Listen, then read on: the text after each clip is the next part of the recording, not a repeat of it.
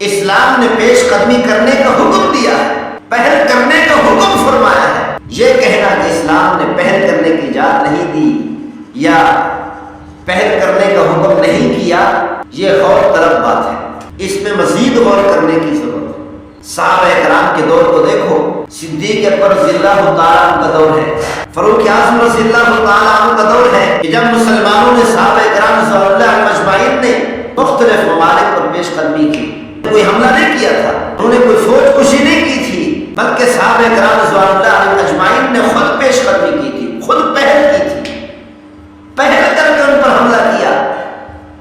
کیا مقصد تھا؟ کہ اس پوری روئے زمین کے اندر عدل و انصاف کو پھیلایا جائے، اس پوری روئے زمین کے اندر انصاف کو پھیلایا جائے، اس پوری روئے زمین کے اندر سے ظلم و ستم کا خاتمہ کر دیا جائے۔ الحمدللہ وکفا والصلاة والسلام علی عبادہ الذین اصطفى خصوصا علی سید الرسل محمد المصطفى وعلی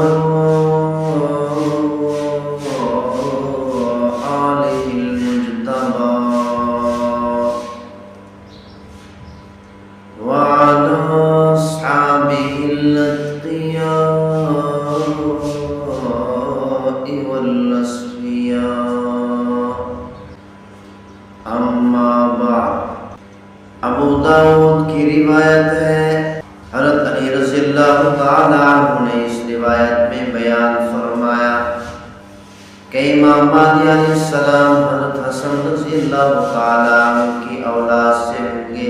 عن نبی اسحاق قال قال علی رضی اللہ عنہ ونظر الى ابنه الحسن۔ حضرت ابو اسحاق رحمۃ اللہ علیہ سے روایت ہے، انہوں نے فرمایا حضرت علی رضی اللہ تعالیٰ عنہ نے اپنے بیٹے حضرت حسن رضی اللہ تعالیٰ عنہ کو دیکھتے ہوئے ارشاد فرمایا، ان بنی ھذا سید کما سماه رسول اللہ صلی اللہ علیہ وسلم۔ حضرت علی رضی اللہ تعالیٰ عنہ نے ارشاد فرمایا، یہ میرا بیٹا حسن سردار ہے، جیسا کہ اللہ کے رسول صلی اللہ علیہ وسلم نے میرے اس بیٹے حسن کو سردار فرمایا۔ وَسَيَخْرُجُ مِن صلبه رجل يسمى باسم نبيكم۔ حضرت علی رضی اللہ تعالیٰ عنہ نے ارشاد فرمایا، میرے اس بیٹے حسن کی پوچھ سے اللہ تعالیٰ ایک آدمی لے آئے گا، یعنی میرے بیٹے حسن کی اولاد سے امام مہدی علیہ السلام دنیا میں تشریف لائیں گے، جن کا نام تمہارے نبی کے نام جیسا ہوگا، یعنی محمد ہوگا۔ یشبہہ فی الخلق، امام مہدی علیہ السلام پیغمبر صلی اللہ علیہ وسلم کے ساتھ اخلاق حسنہ میں مشابہت رکھتے ہوں گے۔ ولا یشبہہ فی الخلق، امام مہدی علیہ السلام پیغمبر صلی اللہ علیہ وسلم کے ساتھ خلقت میں مشابہت نہیں رکھیں گے۔ ثم ذکر قصۃ یملأ الارض عدلا، حضرت علی رضی اللہ تعالیٰ عنہ نے امام مہدی علیہ السلام کا پورا واقعہ بیان کرتے ہوئے فرمایا کہ امام مہدی علیہ السلام قرب قیامت میں تشریف لائیں گے، کافروں کے خلاف جنگیں لڑیں گے، کئی لشکر امام مہدی علیہ السلام کے ساتھ شریک ہوں گے۔ امام مہدی علیہ السلام دنیا سے، اس دھرتی سے، اس زمین سے ظلم و ستم کا خاتمہ کر کے اس پوری کی پوری روئے زمین کو عدل و انصاف سے بھر دیں گے۔ پاکستان میں اس پاکستان میں پاکستانی فوج کے چیف نے اس آپریشن کا نام بنیان مرصوص رکھا، یعنی بڑی مضبوط بنیاد، بڑا بہترین نام رکھا۔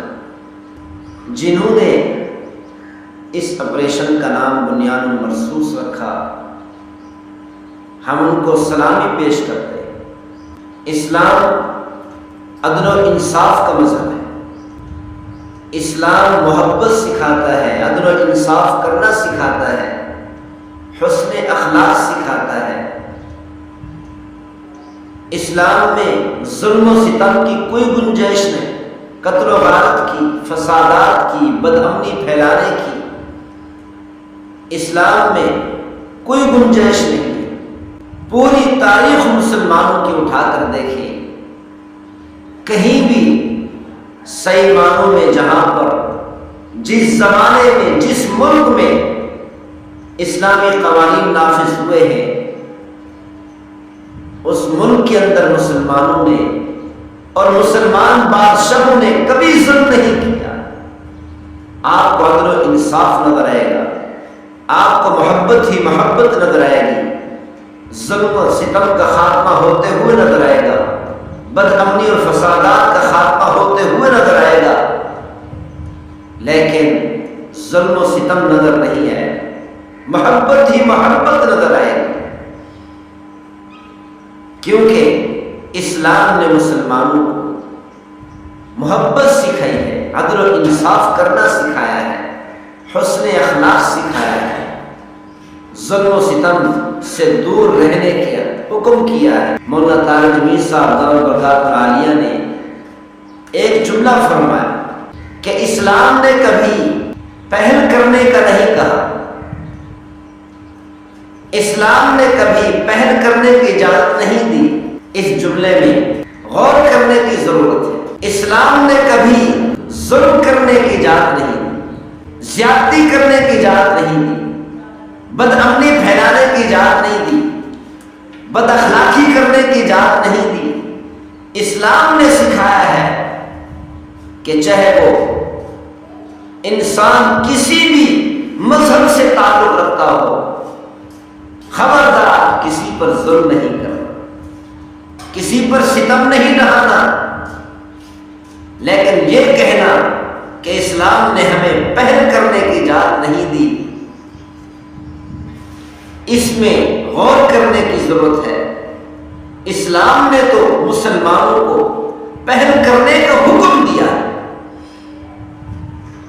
پہل کرنے کا مطلب یہ ہے کہ اسلام نے مسلمانوں کو حکم دیا کہ دنیا کے اندر عدل و انصاف کو پھیلاؤ،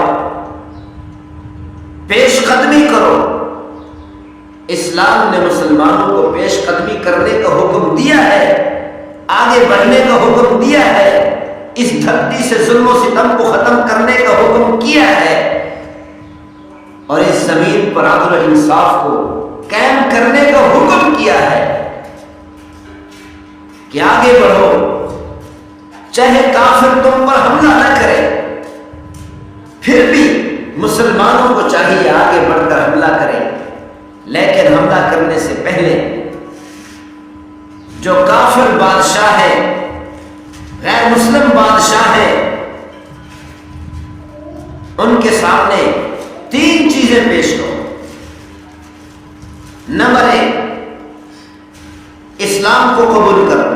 اگر تم اسلام کو قبول کرو گے تو تم ہمارے بھائی ہوں گے، اور یہ بادشاہت تمہارے پاس رہے گی، یہ سلطنت تمہارے ہاتھ میں رہے گی، کیونکہ مسلمانوں کا مقصد کسی سے سلطنت کو چھین کر سلطنت پر قبضہ کرنا نہیں، سلطنت کو حاصل کرنا نہیں،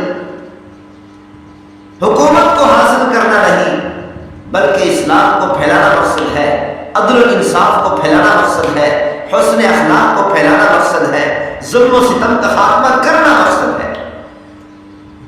پیشکش کرو جا کر غیر مسلم بادشاہوں کو کہ مسلمان ہو جاؤ۔ دوسرے نمبر پر یہ پیشکش کرو، اگر تم مسلمان نہیں ہوتے تو ٹیکس ادا کرو، اگر تم جزیہ ادا کرو گے، ٹیکس ادا کرو گے، ہمارے ماتحت ہو کر حکمرانی کرو گے، بادشاہت کرو گے،